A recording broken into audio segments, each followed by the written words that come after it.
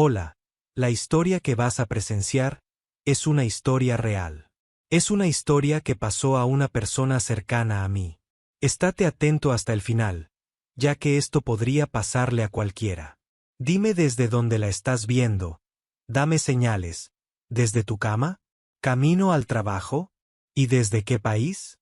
Si alguien me hubiera dicho que el sonido de una campana podría ponerme nervioso a los 30 años, le habría llamado exagerado.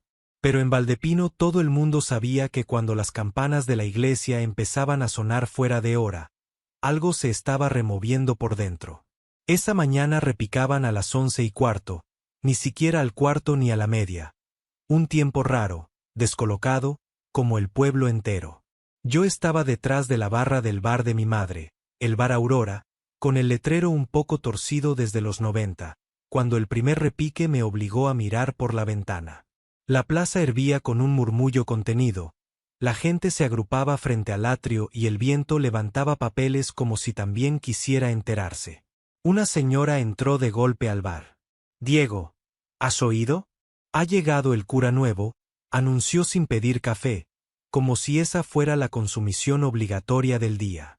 «¿Otro ya?», pregunté, secando un vaso por hacer algo con las manos. «Otro, no.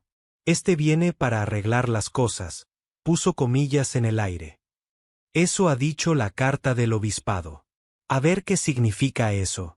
Sabíamos demasiado bien a qué cosas se refería. El pueblo llevaba meses enrarecido desde que al padre Basilio lo mandaron a otra diócesis. Después de años de comentarios raros, cercanías incómodas, miradas que pesaban. Nadie se atrevía a llamarlo por su nombre, pero todo el mundo decía lo mismo. Con él había que hacer lo que quería, o te arriesgabas a que te machacara en el sermón. Más de una vez lo vi presionando a la gente para que cumpliera con gestos de devoción que a muchos les incomodaban. Gente besando imágenes, besando manos, sintiéndose culpable por no querer hacerlo. Crecí con esa sensación de que si no cedías, eras malo. Esa es otra forma de manipular. Yo hacía años que apenas pisaba la iglesia, salvo en algún funeral inevitable. Mi madre, en cambio, era de misa de 12 cada domingo por costumbre más que por fervor. Desde que Basilio se fue, su silla se había quedado vacía. «Hasta que vea que esto se limpia», decía. La señora pidió por fin un cortado, se lo sirvió con la mirada pegada a la puerta. «Dicen que se llama Gabriel», añadió. «Y que es joven. Demasiado joven para este gallinero». «Perfecto. Otro que viene a decirnos cómo vivir sin saber ni dónde está la fuente», murmuré más para mí que para ella. «No seas así, Diego», apareció mi madre desde la cocina, con el delantal manchado de tomate. «Si viene a arreglar, que arregle. Peor de lo que está no puede ser». No estaba tan seguro. A mediodía, cuando la prisa del almuerzo bajó, me asomé a la plaza. El aire olía a sopa y a polvo, a sábado de pueblo. La puerta de la iglesia estaba abierta y un par de viejas cotillas hacían guardia al lado, como si fueran porteras de teatro. Lo vi salir entonces. No llevaba sotana, sino pantalón oscuro y camisa sencilla, con el alzacuellos blanco que cortaba la tela. Tenía el pelo castaño, algo despeinado por el viento, y una expresión que no supe leer al principio, mezcla de cansancio y atención. Ni sonrisa de anuncio, ni gesto de mártir. Miraba alrededor, a la fuente, a los balcones, como quien aterriza en un planeta que ha visto en fotos pero no conoce. A su lado iba el alcalde, hablando demasiado, gesticulando como si le vendiera la plaza, la iglesia y a todos los presentes. Gabriela sentía sin interrumpir. Cuando pasaron frente al bar, el alcalde me saludó con la mano. «Diego, hijo, mira, este es el padre Gabriel, el nuevo párroco. El que nos han mandado para poner orden». Lo dijo como si presentara a un auditor. Gabriel se giró hacia mí y sonrió, ahora sí, más amplio. No una sonrisa seductora, ni de superioridad. Una sonrisa limpia. «Encantado, Diego», dijo. «Me han hablado de tus tortillas. Depende de quien le haya hablado, respondí, cruzando los brazos sin querer. Él rió bajito. Por ahora solo tengo referencias del alcalde y de tu madre, dijo. Si quieres, me ayudas a completarlas otro día. Miró el bar. Tiene buen olor este sitio. No supe qué responder. Hacía mucho que no veía a un cura hablar así, como una persona normal. Mi primera reacción fue desconfiar. La segunda, observar. Los primeros días de Gabriel en el pueblo fueron una mezcla de curiosidad y recelo. Había quienes se acercaban a la parroquia con una lista mental de quejas del párroco anterior, esperando que alguien pidiera perdón en nombre de la institución. Otros solo querían comprobar si el nuevo iba a seguir con las mismas costumbres forzadas. Filas interminables para besar el pie de la imagen en Semana Santa, comentarios privados que dolían, presiones para demostrar devoción. Yo, desde mi esquina, veía pasar a la gente con bolsas de pan y miradas largas hacia la iglesia. Las campanas sonaban con más regularidad, pero el ruido de fondo seguía siendo el de la desconfianza. Un martes por la tarde, cuando el bar estaba casi vacío, entró Gabriel. Llevaba una carpeta bajo el brazo y cara de alguien que ha estado leyendo demasiado o escuchando demasiado, o ambas cosas. ¿Te pido un agua con gas o me echarás del pueblo por raro?, preguntó, apoyándose ligeramente en la barra. Mientras pagues, aquí todo el mundo es bienvenido, respondí, sirviéndole el vaso. Él rió y se sentó en un taburete. Estoy intentando hacer un mapa, dijo, señalando la carpeta. De gente, de historias, de heridas. Para entender dónde estoy. Pero me falta una pieza importante. ¿Cuál? El bar, contestó. Aquí es donde se entera uno de lo que no llega en los papeles. Ah, vienes a sacar información. Entonces, me apoyé frente a él, a medio metro. Vengo a escuchar. Sin nombres, sin detalles que no te apetezca dar. Solo para saber qué duele. Me miró con seriedad suave. Me han dicho que tú te fuiste hace tiempo de la iglesia. Me interesa más eso que cualquier inventario de bancos. La sinceridad me pilló a contrapié. Pude dar media vuelta. Pero algo en su tono, en su forma de decir me interesa, no sonaba a curiosidad morbosa ni a manipulación. Sonaba a alguien que ha aprendido que antes de proponer cambios hay que entender a las personas. Me fui porque se me llenó la cabeza de culpa. Solté. Porque veía cómo trataba Basilio a la gente como si fueran niños tontos, como la gente hacía cosas que no quería solo para que no la dejara en evidencia. Yo también. Y un día me cansé. ¿Qué clase de cosas?, preguntó, sin morbo. Me apoyé mejor en la barra. La típica escena de Semana Santa. Todos en fila para besar la imagen mientras él miraba quién pasaba y quién no, soltando comentarios luego en público. O el día de San Blas, cuando se inventó que los que no subieran a besar la reliquia no querían la protección de Dios. Vi a gente mayor hacerlo con cara de angustia, como si de verdad fueran a quedar desprotegidos por no besar un trozo de madera. Eso no es fe, es miedo. Gabriel respiró hondo. No tomó notas. Solo se tomó unos segundos, mirando el vaso. Gracias por decírmelo así, dijo por fin. Lo puedo imaginar, pero no es lo mismo que alguien te lo cuente con su voz. Me miró. Lo que cuentas es injusto, y no debería haber pasado. Pero pasó, rematé. Y por eso estoy aquí, añadió. No para hacer como si no hubiera pasado, sino para que no siga pasando nada parecido. No quiero que nadie vuelva a sentir que tiene que demostrar nada con su cuerpo si no quiere. Ni besando imágenes, ni haciendo gestos que no le nacen. Ninguna devoción vale eso. Mi ceja se levantó sola. ¿Entonces vas a quitar todas esas cosas? Voy a hablar con la gente, corrigió. Y a proponer cambios.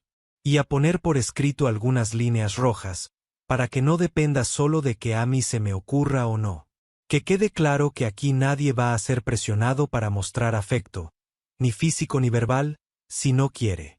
Ni hacia una imagen, ni hacia un sacerdote, ni hacia nadie. La forma en que dijo ni hacia un sacerdote me tocó una fibra. Había pasado años esquivando recuerdos de manos insistentes, de cercanías incómodas, de homilías llenas de reproches velados para quien no era cariñoso con él en público. Nunca vi nada grave, pero el ambiente había sido pegajoso. Que alguien lo nombrara, aunque fuera de forma general, me hizo sentir por primera vez que no estaba loco, que aquello no había sido invención mía. Suena bien, admití, bajando la guardia un par de milímetros. Suena raro, viniendo de un cura, pero bien. Gabriel sonrió. También me han dicho que suena raro que un cura pida perdón en nombre de su comunidad por cosas que él no hizo, dijo. Y lo he hecho. Hoy por la mañana, con un grupo de gente mayor. Nos hemos puesto a llorar media hora. Y luego hemos respirado. Me imaginé la escena, bancos de madera, gente con manos gastadas, un hombre joven de alzacuellos pidiendo perdón en voz baja. Me removió más de lo que quería reconocer. Si quieres venir un día a mirar desde el fondo, eres bienvenido, añadió. Sin compromiso. Puedes entrar, quedarte de pie, salir cuando quieras. No hay lista de asistencia. Ya veremos, murmuré, refugiándome en la clásica respuesta de quien no quiere admitir que algo le ha afectado. Cuando se marchó, el bar se quedó con olor a agua con gas y a algo nuevo. Me puse a limpiar vasos sin que hiciera falta, pensando en esa frase, ninguna devoción vale eso. Había tardado años en oírla de labios de alguien de dentro. Esa semana pasó algo que para muchos fue insignificante, para mí, un terremoto pequeño. El viernes se celebraba la fiesta de la Virgen del Camino, patrona del pueblo, y la tradición mandaba procesión por la tarde, misa solemne, y al final, la famosa escena de siempre. Imagen colocada en el presbiterio, fila para acercarse a besar el manto mientras el cura de turno observaba desde unos pasos más atrás, midiendo devociones. Yo me quedaba siempre en el bar, atendiendo a los que preferían tapas y cerveza al ritual. Ese año, sin embargo, me asomé a la puerta cuando oí las campanas. Un goteo de gente salía de la iglesia con caras distintas. Algunos confundidos, otros aliviados, otros directamente emocionados. Entró Carmelo al bar, que nunca falta a nada. Diego, no te lo vas a creer, exclamó. Ha quitado la fila de los besos. Se me escapó una risa incrédula. ¿Cómo que la ha quitado? Pues eso. Ha dicho que el que quiera, que haga una reverencia, una inclinación, una plegaria, lo que le salga. Pero que nadie tiene obligación de tocar ni besar nada. Que el cariño no se mide así. Movió la cabeza. Yo casi me caigo de espaldas. ¿Y la gente? Pregunté. La mitad no sabía qué hacer al principio, iban directos a la imagen por costumbre, y el desde el micro repitiendo no hace falta, de verdad, hagan lo que les salga del corazón. Hubo quien besó, hubo quien no, hubo quien se sentó y rezó en silencio. Y nadie dijo nada. Se apoyó en la barra. Es la primera vez que salgo de ahí sin sentir que me estaban examinando. Me quedé en silencio. Algo se movió en un lugar hondo dentro de mí. La escena de años atrás volvía. Mi madre con cara de incomodidad, yo detrás, Basilio mirando quién hacía qué. Y, ahora, ese mismo espacio controlado por alguien que decía no hace falta. Esa noche cerré el bar algo antes, casi sin pensarlo. Di un rodeo al volver a casa para pasar por delante de la iglesia. Ya estaba casi todo apagado. Solo quedaba una luz encendida en el interior, la del sagrario y otra pequeña, cerca del altar. La puerta lateral estaba entornada. Dudé unos segundos y empujé. Adentro olía a cera y a flores cansadas. Las bancas vacías parecían recordar el peso de la tarde. En el presbiterio, Gabriel recogía manteles con cuidado, doblándolos sobre una mesa. Está cerrado, dijo, sin levantarse, al oír la puerta. Lo sé, respondí. No vengo a rezar. Me sorprendió mi propia sinceridad. Levantó la vista. Al verme, sonrió, esa sonrisa que ya empezaba a hacerme familiar.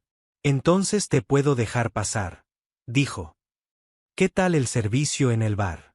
Menos intenso que aquí, por lo que me cuentan, respondí, acercándome un poco. Me han dicho lo que has hecho al final. He quitado una fila, dijo él. No es tanto. Para muchos era un muro, contradije. Has quitado un muro. Se quedó callado un momento, como si masticara la frase. Luego dejó el mantel doblado a un lado. Respiró. No quiero que nadie vuelva a sentirse obligado a demostrar su cariño, repitió. Ni conmigo, ni con una imagen, ni con nadie. He visto demasiado daño hecho en nombre de cosas que deberían curar.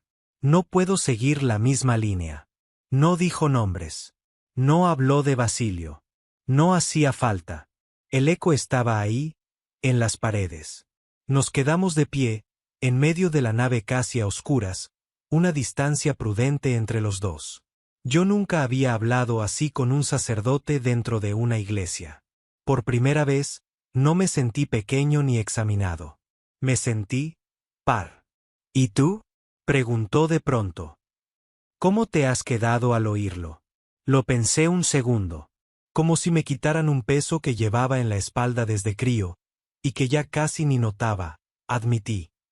Me he acordado de mi madre haciendo cosas por obligación. De la cara de la gente después. Supongo que por eso he entrado.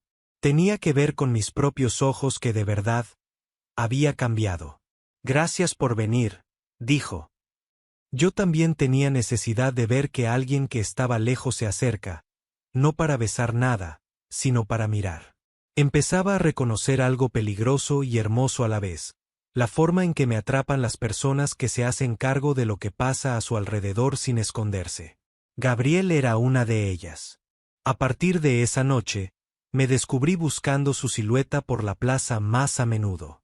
Lo veía cruzar con una carpeta, hablar con Julia a la puerta de la biblioteca, sentarse un rato en un banco con algún abuelo. Siempre a la misma distancia respetuosa, sin invadir, sin tocar, escuchando con esa cara de quien toma nota no solo con la mente, sino con el pecho. Una tarde se presentó en el bar con una petición extraña. Necesito tu ayuda con algo que no sé si es cuestión de fe o de diseño, dijo, plantando su cuaderno en la barra. Eso suena intrigante, respondí. Dispara. Abrió por una página donde había bocetos torpes de un cartel. Quiero poner unos letreros claros sobre límites en los espacios de la parroquia. Sacristía, salón parroquial, despacho. Cosas simples, no estás obligado a mostrar afecto. Si algo te incomoda, dilo, nadie puede pedirte besos ni abrazos que no quieras dar. Pero no quiero que suenen agresivos ni que parezca que estamos señalando a nadie. ¿Me echas una mano con las palabras? Leí sus ideas. Algunas eran demasiado largas, otras demasiado técnicas. Podemos hacerlo, dije. La clave es que suenen a pueblo. Al lenguaje que usaría mi madre, no un abogado. Nos sentamos en una mesa del fondo, mientras el bar se llenaba de un murmullo suave de cartas y cervezas. Entre los dos fuimos puliendo frases. Cambiamos afecto físico no consentido por nadie tiene derecho a tocarte ni a pedirte besos si tú no quieres. Cambiamos comunicar a la autoridad competente por cuéntalo. No estás solo, te vamos a escuchar. ¿Te das cuenta de que esto es raro? Dije en algún momento, con media sonrisa. Un cura y el hijo del bar, escribiendo normas para que nadie vuelva a sentirse obligado a besar a nadie. Raro y necesario, respondió Gabriel. Y me gusta que seas tú el que lo escribe conmigo. En esa frase había algo más que gratitud profesional. Había una cercanía que yo empezaba a notar más allá de lo parroquial. Cada vez que nuestras manos se rozaban al pasar la libreta, notaba una descarga mínima, nada que ver con los sermones de Basilio sobre las tentaciones. Era sencillo y a la vez enorme. Me estaba gustando ese hombre, no solo por lo que representaba, sino por cómo miraba y cómo decía gracias. No era la primera vez que me atraía un hombre, pero sí la primera vez que ese hombre llevaba alzacuellos. Me asustaba y me extrañaba a partes iguales. Yo también me alegro de que seas tú, confesé, bajando un poco la voz. Nuestros ojos se encontraron un segundo más de lo habitual. No hubo nada imprudente. Solo un silencio que ninguno de los dos quiso llenar con bromas. Los carteles se imprimieron y se colgaron discretamente en una semana. Uno en la sacristía, otro en el salón, otro en el despacho. La gente los leyó con curiosidad. Algunos se encogieron de hombros, otros sonrieron con alivio, otros se quedaron mirándolos un rato largo. Mi madre vino una tarde al bar, después de haber visto uno en el tablón de anuncios. ¿Ese texto lo has escrito tú?, preguntó, con una mezcla de orgullo y sorpresa. Entre Gabriel y yo, respondí. Él tuvo la idea, yo afilé las palabras. Pues gracias a los dos, dijo. Me habría gustado ver algo así hace 20 años. Nos abrazamos. Hacía tiempo que no lo hacíamos. Un abrazo sencillo, sin más. Y en mi cabeza sonó la frase de Gabriel: ninguna devoción vale eso. Me di cuenta de que lo que estábamos haciendo no era solo cambiar un estilo, sino sanar un hueco. Una noche, al cerrar, encontré a Gabriel sentado en la fuente de la plaza, con el cuaderno verde abierto pero sin escribir. Había una luna casi llena y un fresco agradable. ¿Tomando el aire o pensando en huir?, bromeé, acercándome. Tomando el aire para no huir, respondió, sincero. Me senté a su lado, dejando un espacio prudente entre ambos. ¿Complicado? Largo, dijo. Estoy en un punto raro, Diego. Por un lado, siento que por fin estoy haciendo el trabajo que siempre quise hacer. Acompañar, pedir perdón, ordenar las cosas para que nadie vuelva a sufrir lo que otros sufrieron. Por otro lado, hizo una pausa. Cada día me cuesta más imaginarme mucho tiempo más con este alzacuellos. La confesión me pilló el corazón desprevenido. ¿Por qué estás cansado?, pregunté. Porque hay una parte de mí que se ha despertado aquí, admitió. Y que no puedo fingir que no existe. No tiene que ver solo con lo que ha pasado en esta parroquia. Tiene que ver con lo que siento, con quien me gusta, con cómo imagino mis días dentro de unos años. Me miró, breve. En el seminario aprendí a ponerlo en un cajón. Aquí, ese cajón se ha abierto. El silencio que siguió pesó y alivió a la vez. Yo sabía de qué hablaba. No hacía falta que dijera la palabra hombre ni nada concreto. La entendía en mi propia piel. ¿Y qué vas a hacer?, me atreví a preguntar. Lo mismo que hice con lo demás, respondió, mirando la luna, no esconderlo. Estoy hablando con quien debo hablar. No quiero improvisar. No quiero hacer daño. Ni usar a nadie como excusa. Hizo una mueca. No te voy a mentir. Tengo miedo. Pero más miedo me da vivir al margen de lo que soy. Sus palabras me atravesaron. No porque fueran nuevas, sino porque rara vez había oído a alguien de su posición decirlas en voz alta.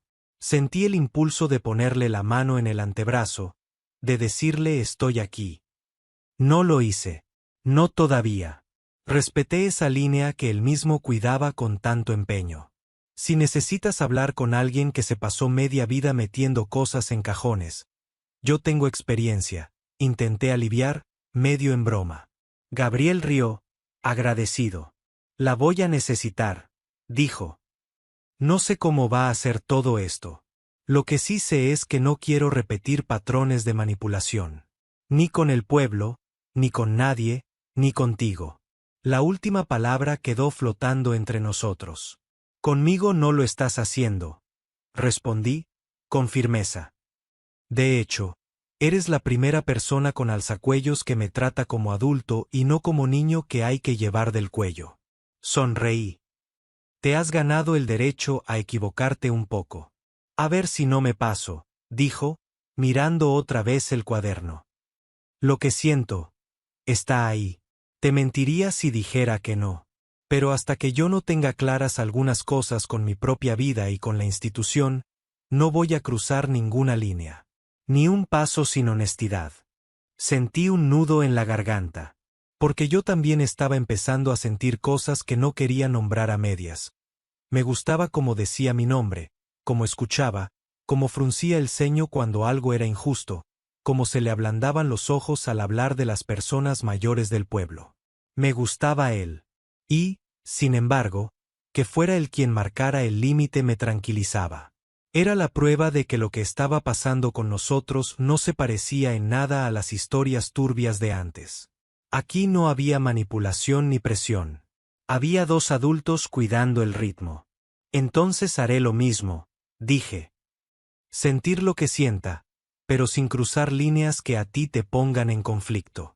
Y cuando hayas ordenado tus papeles, hablamos. Me reí. Eso sí, te voy a seguir ayudando con los carteles. Es lo mínimo. Gabriel me miró con una gratitud que me dejó sin aire un segundo. Trato, dijo. Nos quedamos un rato más en silencio, escuchando el agua de la fuente y algún perro lejano. La campana de la iglesia dio las 11, esta vez en punto. No pensé en huir. Pensé en lo raro y hermoso que es cuando alguien, en vez de aprovechar su posición para manipular, la usa para frenarse, para cuidar, para hacer las cosas bien. Esa noche, al volver al bar para cerrar definitivamente, miré al campanario iluminado. Por primera vez en mucho tiempo, el sonido no me pareció amenaza ni orden. Me pareció promesa. Y todavía no sabía hasta qué punto era cierto. El lunes siguiente a aquella conversación en la fuente, el pueblo parecía el mismo, pero yo ya no lo era. Ni él tampoco. La vida siguió con sus rutinas. Cafés, partidas de cartas en el bar, niños corriendo por la plaza, algún tractor pasando a deshora. La diferencia estaba en lo que sabíamos y en lo que habíamos decidido hacer con eso. No esconderlo, pero tampoco usarlo como excusa para saltarnos pasos. Gabriel empezó a desaparecer algún que otro día entre semana. Viajes breves a la capital de la diócesis, reuniones de papeles, como decía él. No daba detalles a todo el mundo, pero a mí me fue contando algo más. No por cotilleo, sino porque me había elegido como persona de confianza. Estoy hablando con el obispo y con el equipo de acompañamiento, me dijo una tarde en la barra, mientras le ponía un té. Les he contado todo, lo que siento, lo que pienso, lo que ya no encaja de mi vida con lo que se espera de mí como cura. No es un trámite rápido, pero quería que supieras que no me estoy quedando quieto. ¿Te escuchan? Pregunté. Más de lo que temía, menos de lo que me gustaría, sonrió, con esa ironía suave que le salía cuando las cosas eran complejas. Hay miedos, hay inercia, hay cariño también. No es sencillo para nadie. Pero he sido claro, no quiero vivir una doble vida. Prefiero tomar la puerta de salida ordenada que colarme por la ventana. Me hizo gracia la metáfora. Supongo que porque en Valdepino, las ventanas siempre han sido más cotillas que las puertas. Mientras tanto, el pueblo seguía en su proceso de desintoxicación. Los carteles de límites se fueron volviendo paisaje. La gente empezó a usar algunas frases en su día a día. Eso que me pides no me hace sentir bien. Prefiero que no, no estoy obligado. Era raro escucharlas de labios de señoras que siempre habían dicho sí, padre a todo. Raro y hermoso. Un día, doña Remedios, la misma que antes se dejaba guiar por Basilio para besar reliquias sin rechistar, se plantó en la barra del bar y me dijo: he hablado con el padre Gabriel. Le he dicho que no me siento cómoda cuando la gente me abraza sin avisar en las reuniones. Y él ha puesto una norma. Ahora preguntan antes. Se cruzó de brazos. Con lo fácil que era. Sonreí. A veces lo fácil no se ve hasta que alguien se atreve a decirlo, contesté. Y pensé en cómo Gabriel había empezado a decir cosas que otros no se atrevían ni a pensar. Entre reunión y reunión, la relación entre nosotros se fue llenando de pequeñas escenas que todavía estaban del lado de la amistad, pero que llevaban otra música por debajo. Venía al bar a última hora, cuando ya casi no quedaba nadie, y se quedaba sentado en la barra mientras yo fregaba vasos. A veces hablábamos de lo que había pasado en el día, una visita al hospital, una discusión en el ayuntamiento, una carta que le había dolido. Otras, simplemente compartíamos silencio. De esos silencios que no piden ser rellenados, sino acompañados. Un martes, aparecí yo en la casa parroquial con una bolsa de croquetas de mi madre. Dice que te estás quedando en los huesos, mentí descaradamente, porque el hombre estaba estupendo. Gabriel se rió, me dejó pasar a la cocina y puso 2 platos. Dile que la quiero en secreto, respondió. Y que, aunque lo niegue, sus croquetas saben a gloria. Cenamos ahí, en aquella cocina que había visto a su predecesor durante años y que ahora tenía un aire distinto. Él me habló de su infancia en un barrio de ciudad, de cómo entró en el seminario buscando un lugar donde sentirse útil, de los momentos en que sí se había sentido feliz celebrando misa, acompañando duelos, bautizando niños. No renegaba de todo su pasado. Lo miraba con una mezcla de agradecimiento y honestidad. No todo fue malo, dijo. El problema es que, para seguir, uno tiene que poder mirarse en el espejo entero. Y yo ya no puedo hacerlo con la verdad completa si me quedo donde estoy. Yo tampoco reniego de todo lo que viví en la iglesia de crío, admití. Hubo cosas bonitas. Procesiones que parecían teatro, villancicos, la sensación de comunidad. Lo que jodió todo fue el miedo. Y sentir que tu cuerpo no te pertenecía del todo cuando entrabas por esa puerta. Él asintió, en silencio. No hacía falta decir más. El día que empezó oficialmente su proceso de dispensa, la palabra más fría para una decisión tan caliente, vino al bar con la cara de alguien que ha firmado un papel que le da vértigo. Ya no hay marcha atrás, dijo, sentándose. He pedido formalmente dejar el ministerio. Saben que no es un arrebato. Saben que no es por una rabieta con el pueblo. Es porque no quiero vivir dentro de una estructura en la que no puedo amar como soy. La frase se quedó flotando entre nosotros. Amar como soy. Me tocaba de lleno. ¿Y cómo te sientes? Pregunté, porque para entonces ya habíamos aprendido a preguntar eso siempre. Como si hubiera soltado un peso y me hubieran colgado otro. Rió, cansado. Pero al menos el nuevo peso tiene mi forma. No sé cuánto tardará todo, pero ya está en marcha. Y, mientras, quiero seguir acompañando al pueblo sin confundir. Lo estás haciendo, dije. Y no estás solo. Me miró de un modo que me hizo desviar la vista un segundo. Había en sus ojos algo que se parecía mucho a un te quiero, pero que todavía no podía nombrarse. No sin que se abriera la puerta que estábamos empujando con tanto cuidado. Un par de meses más tarde, llegó un sacerdote sustituto, más mayor, para hacerse cargo de las misas y de la parte sacramental mientras lo suyo se resolvía. Gabriel pasó de estar en el altar a sentarse con la gente en los bancos. El efecto fue curioso. Algunos se descolocaron, otros se alegraron de verle como uno más. Él mismo parecía aliviado de no tener que ponerse la casulla cada día. Julia, la bibliotecaria, vino una tarde a comentarlo al bar. Lo vi ayer sentado conmigo, con mis gafas, escuchando al nuevo. Te juro que pensé, mira, por fin en la grada y no siempre en el campo. Rió. Y se le veía, en paz. Lo está, respondí, sin dar más detalles.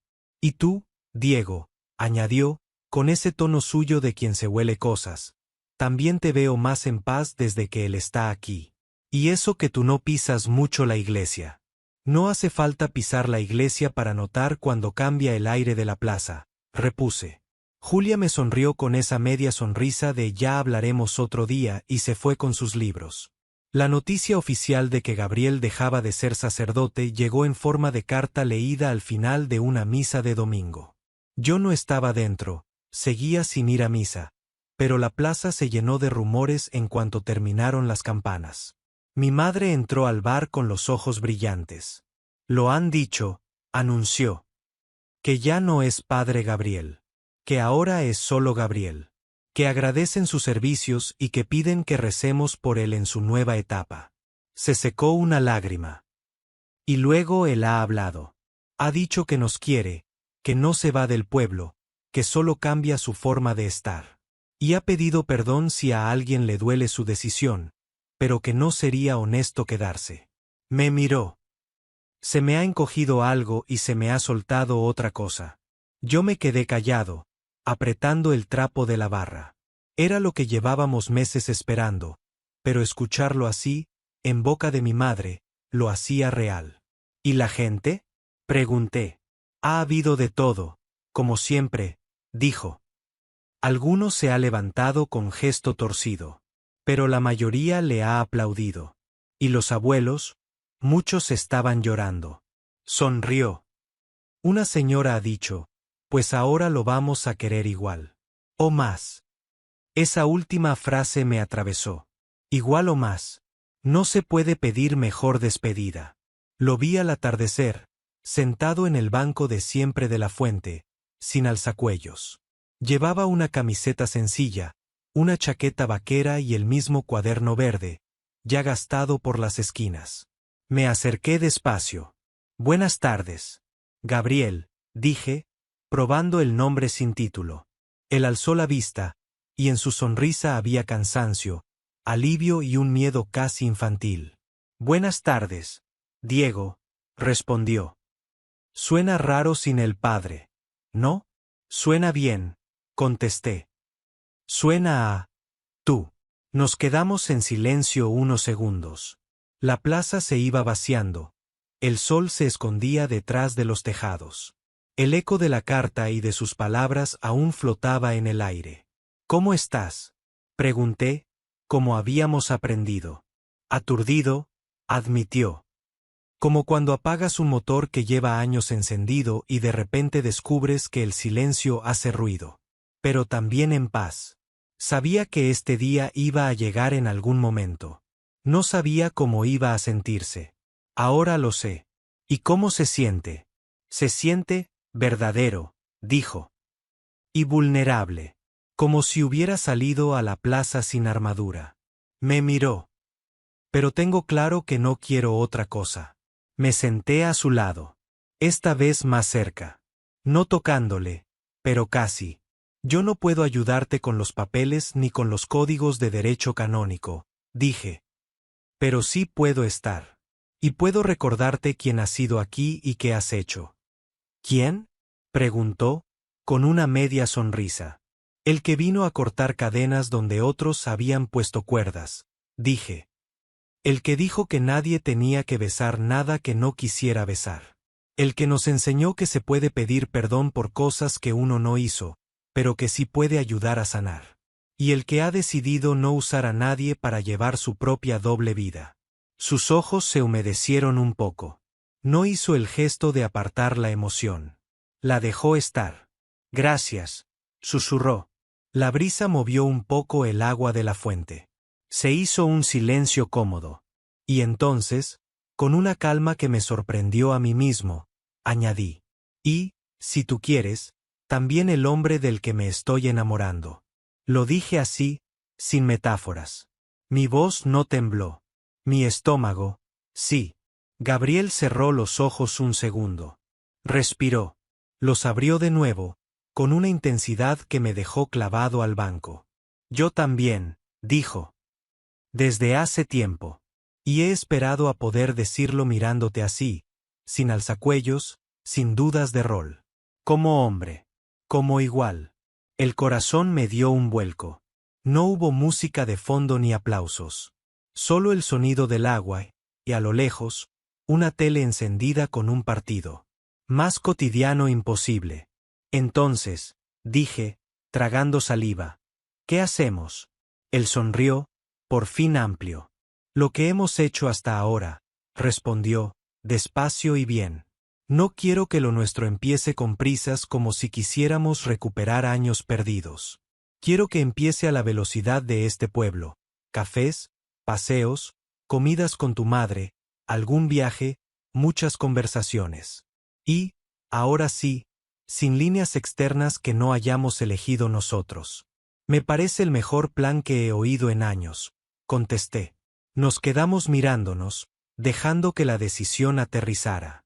El banco se volvió menos duro de repente. Y entonces sí, Di el paso que llevaba meses conteniendo. Acerqué mi mano y la puse sobre la suya. No fue un gesto dramático. Fue sencillo, cálido. Él entrelazó los dedos con los míos, como si hubiera ensayado ese gesto en su cabeza 1000 veces. Ninguno de los dos dijo nada. No hacía falta. Después de unos minutos, se ladeó un poco hacia mí. ¿Puedo?, preguntó, sin decir el verbo. Sí, respondí. Se inclinó y me besó. Un beso contenido, suave, sin prisa. No había culpa, ni miedo, ni público. Solo dos adultos que habían esperado el tiempo necesario para que ese gesto no fuera sombra de nada raro. El eco del campanario, silencioso, se quedó a nuestro lado. A partir de ahí, ser novios en un pueblo como Valdepino fue un ejercicio de equilibrio entre naturalidad y cuidado. No hicimos un anuncio oficial, pero tampoco nos escondimos. Empezamos a vernos más fuera del marco cura-vecino. Él ya buscaba otro trabajo, daba clases particulares de filosofía a adolescentes, ayudaba en la biblioteca con clubes de lectura, hacía de mediador en alguna reunión de la asociación de vecinos, y yo seguía en el bar, ahora con una motivación extra cuando lo veía aparecer en la puerta. Las primeras personas en enterarse de forma directa fueron las que ya estaban en el centro de nuestra vida. Mi madre, Julia, Carmen, el alcalde, sí, también. No hubo drama. Mi madre nos miró un día en la cocina, mientras pelaba patatas, y soltó sin girarse. Si os vais a quedar mirándoos como dos tontos toda la tarde, por lo menos poned la mesa. Nos reímos. Era su forma de decir estoy bien con esto. Julia nos abrazó uno a cada lado y dijo, ya era hora de que la plaza tuviera un romance digno y no solo chismes. Carmen nos apuntó en un cartel para la próxima verbena, pareja de baile confirmada. El alcalde, más solemne, nos dijo, mientras paguéis impuestos y no me montéis un escándalo, tenéis mi bendición laica. Lo que podría haber sido un escándalo en otro tiempo se convirtió en algo casi obvio. Dos hombres adultos que se quieren, uno de ellos ex-cura, en un pueblo que estaba aprendiendo a crecer. Algún comentario incómodo hubo, claro, en la barra de un bar o a la salida de misa. Pero cada vez eran menos y cada vez se encontraban menos eco. El padre nuevo, Luis, nos dio un apretón de manos a los dos una mañana y solo dijo, que el Dios de cada uno os acompañe. Y si necesitáis charlar, sabéis dónde estoy. Así de simple. Nuestra vida juntos se fue llenando de costumbres compartidas. Gabriel se mudó a un pequeño piso al lado del bar, con un balcón que daba a un campo de almendros. Yo me dejaba caer allí al salir de trabajar, con olor a fritura todavía en la ropa. Cocinábamos sopa casi cada semana, como rito. Veíamos películas antiguas en la tele de segunda mano que había heredado de la casa parroquial. Íbamos al mercado de los jueves, donde las vendedoras ya nos hacían bromas sobre el matrimonio. Volvimos juntos a la iglesia, esta vez sentados en la última fila, de vez en cuando había alguna celebración de alguien cercano. Yo seguía sin ser muy de misa, pero estar a su lado me quitaba los restos de asco que me había dejado el pasado. En casa, la pizarra que él había usado durante años en la sacristía acabó colgada en nuestra cocina. Debajo de la lista de la compra, siempre había 3 frases fijas. No forzar, preguntar, agradecer. Las usamos para todo, desde discutir por quién fregaba los platos hasta hablar de temas difíciles como su relación con algunos familiares que no entendían del todo su decisión de dejar el sacerdocio. Siempre volvíamos ahí.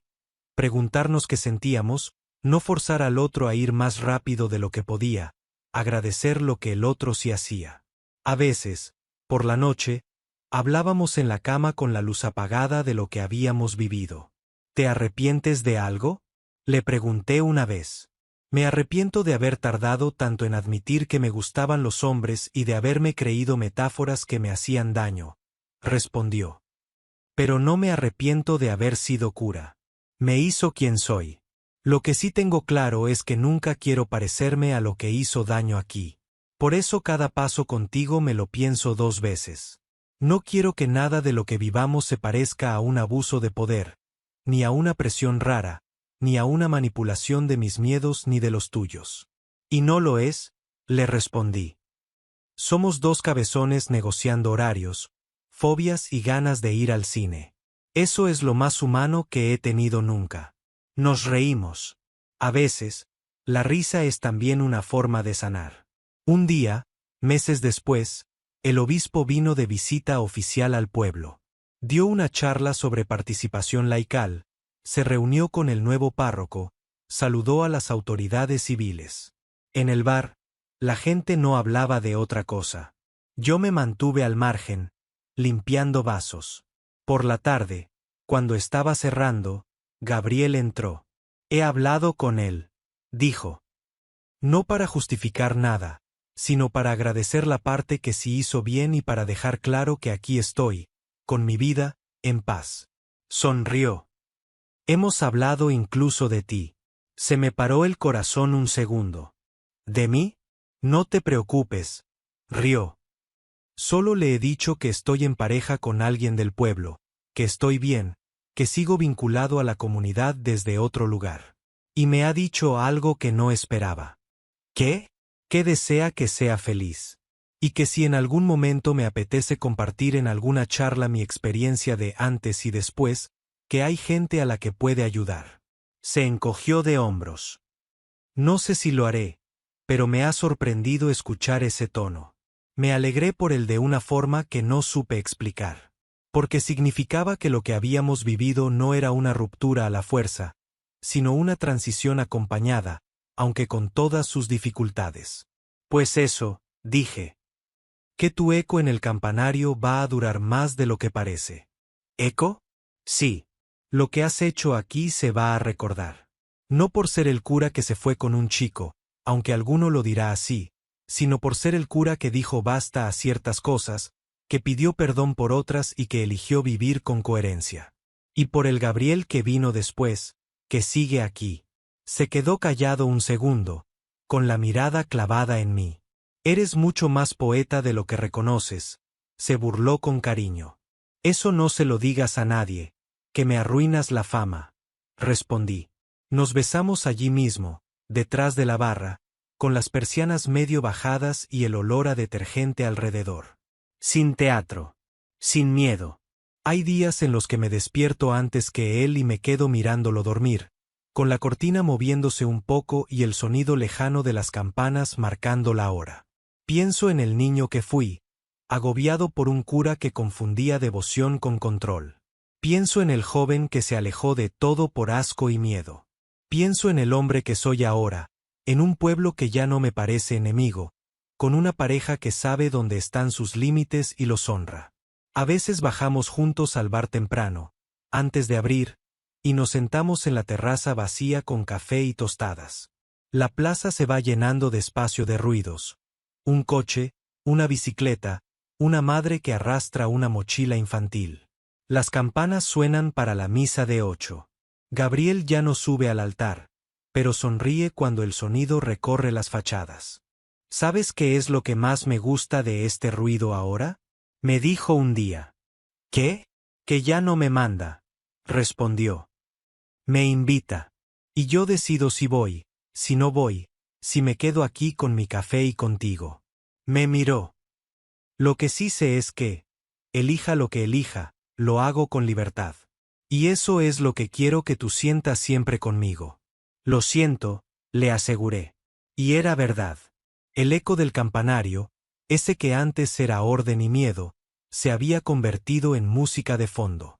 El centro de mi vida ya no estaba en el sonido de la campana, sino en la mesa de la cocina con su pizarra, en la barra del bar con las risas de los clientes, en el banco de la fuente donde un día nos cogimos la mano por primera vez, en el balcón donde colgamos ropa y esperanzas a pleno sol.